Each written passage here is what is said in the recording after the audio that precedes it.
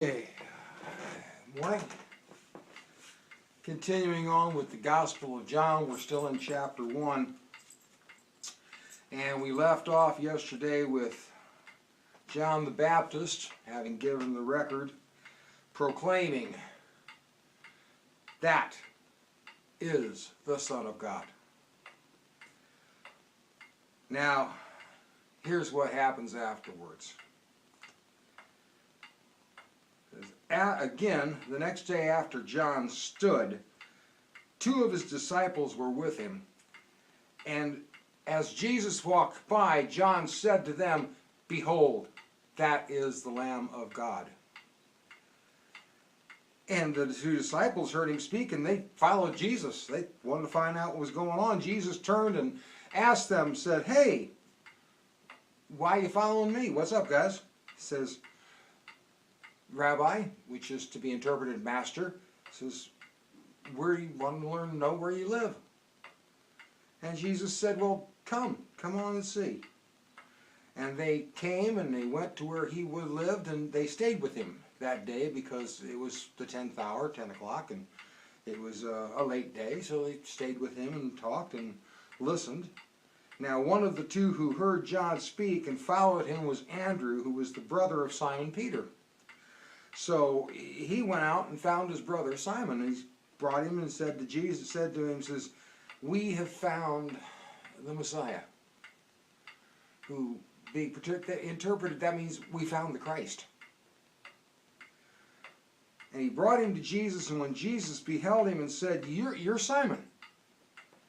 Yes, okay, you're going to be called, you're the son of Jonah. You're going to be called Cephas, which is interpreted as a stone. Now, the following day, Jesus would go forth into Galilee and find Philip. And of course, he went up to Philip. He said, "Follow me." And Philip, of course, was of Bethsaida, which was the city of Andrew and Peter. And he found Nathanael, and said to Nathanael, "We have found him of whom Moses in the law and the prophets all did write, who is Jesus of Nazareth, who is the son of Joseph." And Nathanael said to Philip, says, "Really, Philip? Can anything good really come out of Nazareth?" Well, Nathanael said, he says, "Go with me." He says, "Behold." When Jesus saw Nathanael approaching, he says, "Look, here is an Israelite who is not suspicious of anything." And Nathanael said, "How do you know who I am?" And Jesus said, "Before Philip called you, I saw you under the fig tree." Nathanael said to him, "Rabbi, you are the King of Israel." Jesus said, "Because I said to you, I saw you under a fig tree, you believe me? Believe me, you're going to see a lot greater things than that." He said to all of them, he says, "Truly, I'm going to tell you right now, in the future here, you will see heaven open up, and the angels of God ascending and descending upon the Son of Man." That's chapter 1. The gathering that John's describing is very ritualized, very holy. But I look at it and I see John's gathering as a group of guys kind of coming into this one great, wonderful moment that's going to become a pivotal point in history.